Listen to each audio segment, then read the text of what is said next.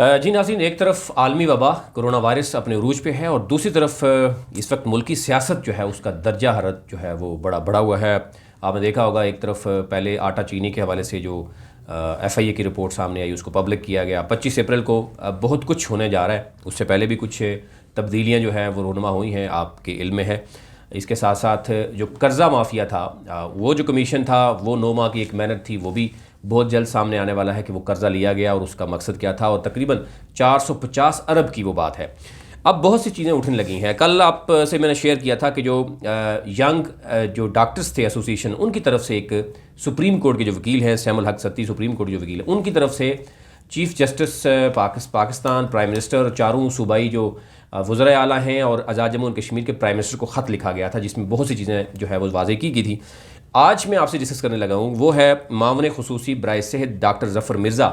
ان کے حوالے سے آپ نے دیکھا ہوگا گزشتہ چند دن پہلے سپریم کورٹ نے اس میں بڑی باتیں بھی کی۔ انہوں نے کہا ظفر مرزا کا اپنا جو پاسٹ ماضی کیا تھا یہ کسی کو پتہ نہیں ہے، اور اس میں بہت سے سوالات اٹھا دیے ہیں ینگ فارماسسٹ ایسوسی ایشن نے۔ میرے ساتھ موجود ہوں گے انوار عباسی جو کہ سینئر جرنلسٹ بھی ہیں، اور خصوصی طور پر ان کی بڑی ڈیپتھ ہے ہیلتھ کے حوالے سے، ان سے میں جاننے کی کوشش کروں گا۔ لیکن جو سوالات ہیں میں پہلے آپ کے سامنے رکھتا ہوں کہ ان کے اوپر جو الزامات ہیں، نمبر 1 ان کے اوپر ہے جی کہ وہ کرپشن کرتے رہے ہیں، وہ انہوں نے اسمگلنگ کی ہے، ان کے اوپر سنگین نوعیت کے الزامات ہیں، اور سب سے اہم جو ان کے اوپر الزام ہے وہ یہ کہ وہ WHO کے کنٹری ہیڈ نہیں رہے، جس بیس پہ یہ کہا گیا ہے کہ ان کی سی وی ان کے نام پہ یہ کہا گیا، اس کے بعد ان کو رکھا گیا۔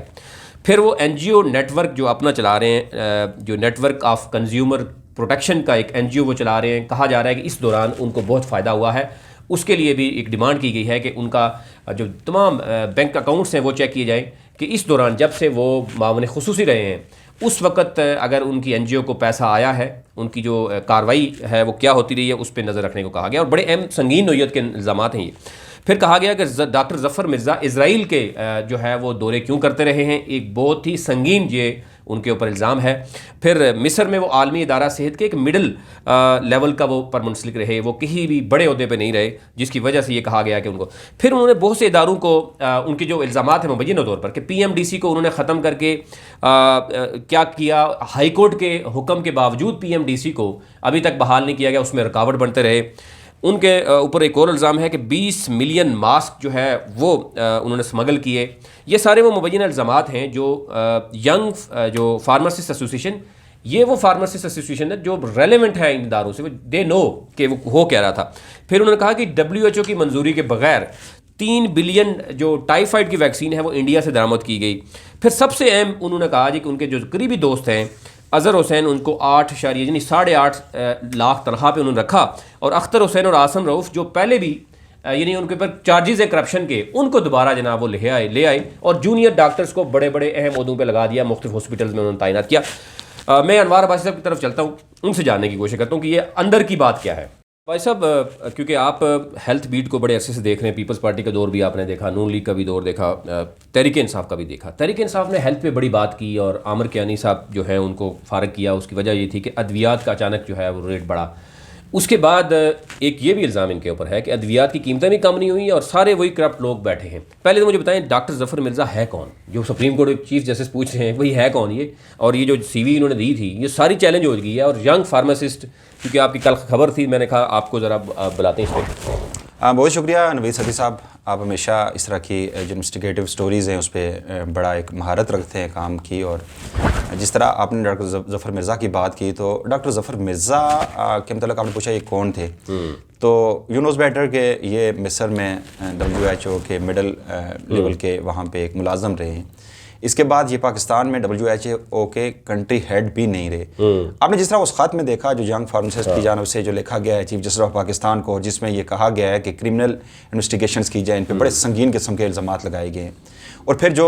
کرونا از خود نوٹس کیس میں جو سماعت ہو رہی تھی، میں اس وقت سپریم کورٹ میں موجود تھا، ایک مرحلے پہ چیف جسٹس نے کہا ہے کہ ڈاکٹر ظفر مرزا کو ہم برطرف کرنے کے احکامات جاری کرتے ہیں۔ اس میں مداخلت کی، اٹارنی جنرل کی جانب سے مداخلت کی گئی اور یہ کہا گیا کہ خدا را اس وقت پر انہیں عہدے سے برطرف نہ کریں، یہ یعنی کہ ایک پائلٹ کو مڈل میں جا کے پلین کے انہیں وہاں سے نہ اتاریں، یہ بہت بڑا ڈیزاسٹر ہوگا۔ آئی ڈونٹ نو کہ کس طرح کے ڈیزاسٹر کی بات کر رہے تھے. لیکن دوسری جانب نے جو بات کی, جو اس وقت جو صورتحال ہے, ایک طرف تو کرونا کے خلاف جو فرنٹ لائن فورسز ہیں, ہمارے ڈاکٹرز, پیرامیڈیکل اسٹاف اور نرسز ہیں, اور آپ نے پورے ملک میں اس طرح کے آپ نے پروٹیسٹ دیکھے ہوں گے, جو انہیں جو اکوپمنٹس نہیں مل رہے, جو سیفٹی جو میئرز ہیں وہ نہیں کیے جا رہے مختلف اسپتالوں میں, اور خاص کر جو کرنٹینہ ہیں اور اس کے علاوہ جو آئسولیشن وارڈز ہیں, وہاں کے ڈاکٹرز, نرسز اور پیرامیڈیکل اسٹاف بھی وہاں پہ سراپائے احتجاج ہیں. تو یہ وہ بنیادی چیزیں تھیں جن کا, چونکہ عمران خان نے جو ووٹ لیا تھا, وزیر اعظم بنے تھے, تو ان میں 3 بنیادی سیکٹر تھے, ایجوکیشن تھی, ہیلتھ تھا, اور جو پاورٹی تھی اس کے خاتمے کا جنہوں نے اعلان کیا تھا. تو میں یہ سمجھ رہا ہوں کہ چلو ہم سب جانتے ہیں کہ پاکستان ایک کرائسس میں تھا, جو اکانومی بیٹھی ہوئی تھی, بہت وقت چاہیے تھا اس کو دوبارہ سے بوسٹ اپ کرنے کے لیے, لیکن جو بنیادی جو انیشنل اسٹیپ تو کچھ ہونے چاہیے تھے, ہمیں نظر آنے چاہیے تھے. وفاقی دارالحکومت کے اسپتالوں کی اگر بات کی جائے تو جس طرح طارق فضل چودھری جس طرح دعوے کرتے رہے, اس سے پہلے عثمان ابراہیم کرتے رہے, اس سے پہلے سائرہ افضل تارر کرتی رہی, اور اس کے بعد ابھی جو ڈاکٹر ظفر مرزا کی جانب سے کیے گئی, یہ وہ صرف دعووں کی حد تک, ہمیں کچھ بھی اس میں چینجز نظر نہیں آ رہی. اگر بالخصوص اسلام آباد کے سب سے بڑے اسپتال پمس اسپتال کی اگر بات کی جائے تو وہ آپ نے دیکھا ہوگا کہ وہاں پہ کیا چینجز ہیں. اب تو وہاں پہ او پی ڈی سروسز تو چلیں ٹھیک ہے, چونکہ صورتحال ہے جو کرونا کی وہ تو سسپینڈ ہے, وہ تو معطل کر رکھی انہوں نے. لیکن دوسری جانب جو وہاں پہ جو پریکاشنری میئرز ہیں وہ کیا کیے گئے ہیں وہاں پہ, آپ یہ دیکھیں کہ ڈاکٹرز بھی ایک طرف سراپا احتجاج ہے, دوسری طرف میں وہیں پہ تھا جو سپریم کورٹ میں جب اس کے کرونا از خود کیس کی سماعت ہو رہی تھی, تو وہاں پہ جو ینگ ڈاکٹرز کے جو پریزیڈنٹ اسلام آباد کے ڈاکٹر فضل ربی ہیں, یا وہ وہاں پہ پیش, انہوں نے کہا کہ ڈاکٹر صاحب, چیف جسٹس صاحب, چونکہ ہمارے حال پہ رحم کریں, ہمیں وہ حفاظتی کٹس نہیں دی جا رہی, ہمارے 100 سے زائد جو ڈاکٹرز ہیں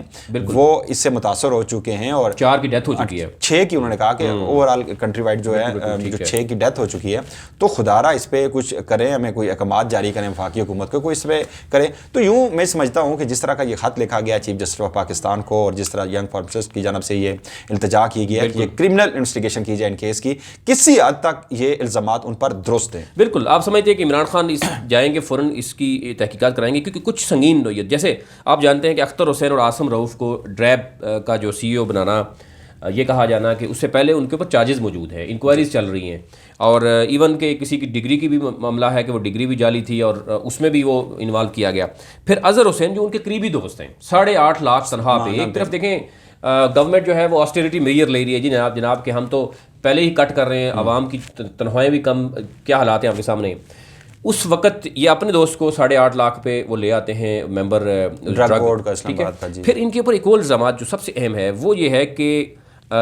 3 بلین سے انڈیا سے منگائی, اور ایک اور الزام جو ہے کہ اسرائیل یہ منظوری کے بعد, اور اس کے بعد دیکھیں اس پہ تو تحقیقات ہونی ہے. جس طرح آپ نے دیکھا کہ شوگر مافیا کے خلاف جو تحقیقات ہے, اس میں نو ڈاؤٹ کہ عمران خان جنہوں نے جو وعدہ کیا تھا قوم سے, اس پر وہ عمل پیرا ہو رہے ہیں. اور جس طرح کہ انہوں نے کہا تھا کہ میں کسی بھی کرپٹ مافیا کو میں کسی صورت میں بھی معاف نہیں کروں گا, اور جہانگیر ترین جیسے لوگ جو ان کے بہت قریبی دوست تھے, اور ہر شخص یہ سمجھ رہا تھا کہ موجودہ حکومت بنانے میں جو جہانگیر خان ترین کا کلیدی رول تھا, لیکن انہوں نے جب انویسٹیگیشن رپورٹ سامنے آئی, انویسٹیگیٹو رپورٹ سامنے آئی ایف اے اے کی, تو اسے پبلک کرنے کے لیے کہا, نہ صرف پبلک کرنے کے لیے بلکہ فردر وہ کارروائی بھی جو سفارشات ہوں گی جو اس کمیشن کی 25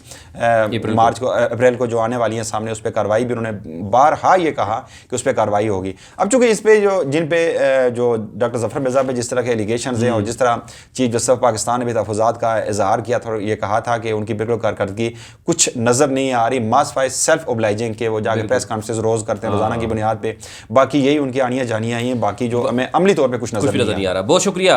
ناظرین, ہمارے ساتھ انوار عباسی صاحب موجود تھے, کیونکہ یہ فیلڈ میں موجود ہوتے ہیں, سپریم کورٹ میں جو سماعت تھی اس میں موجود تھے, پھر ہاسپٹلس کے ان کے مختلف آپ نے دیکھے ہوں گے, یہ اپنا جو وی لاگس بھی کرتے ہیں, متعدد مختلف ٹی وی چینل کے ساتھ منسلک رہے ہیں, ابھی بھی ایک چینل کے ساتھ موجود ہیں. تو ہم یہ چاہ رہے تھے کہ ٹرو پکچر آپ کو دکھائی جائے. بہت سنگین نوعیت کے الزامات ہیں کہ نمبر 1 ان کی جو این جی او ہے network of consumer production, اس کے حوالے سے بات کی گئی کہ اس کے اکاؤنٹ میں جو پیسہ آیا ہے اس دوران وہ کہاں سے پیسہ آیا. پھر ان کے عزیز جو نزدیک ترین دوست ہیں ان کو یعنی تقریباً 10 لاکھ کے قریب تنخواہ دینا, پھر اس کے بعد 2 لوگوں کو وہ جن کے پاس چارجز ہیں ان کو لگانا, اور پھر کچھ تو سنگین نوعیت کے الزامات ہیں کہ یہ اسرائیل جاتے رہے, اسرائیل کیا کرنے جاتے رہے, یہ بھی ایک سوال ہے. پھر انہوں نے سی وی جو ہے یا جو اپنے عہدہ لینے کے لیے جو کچھ بتایا گیا انٹرویو میں, وہ اگر واقعی انہوں نے غلط بیانی کی ہے اور چیف جسٹس یہ بات کرتے ہوئے نظر آئے کہ ظفر مرزا کا خود ماضی کیا رہا ہے، اور جس طرح کہ ایسا نے بات کی کہ دوران سماعت انہوں نے کہا کہ ان کو برطرف کر دیا جائے، لیکن اب دیکھنا یہ ہے کہ وہ کب تک سروائیو کر پائیں گے، کیونکہ ایک اتنے بڑے الزامات ہیں، ان پر انویسٹیگیشن کی بات کی گئی ہے، اور یہ کہا جا رہا ہے کہ وہ بہت جلد عہدے سے فارغ بھی ہو سکتے ہیں۔ آج کے لیے اتنا ہی، مزید آپ کو اس حوالے سے ہیلتھ کے حوالے سے مزید اپڈیٹ آپ کے سامنے لائیں گے۔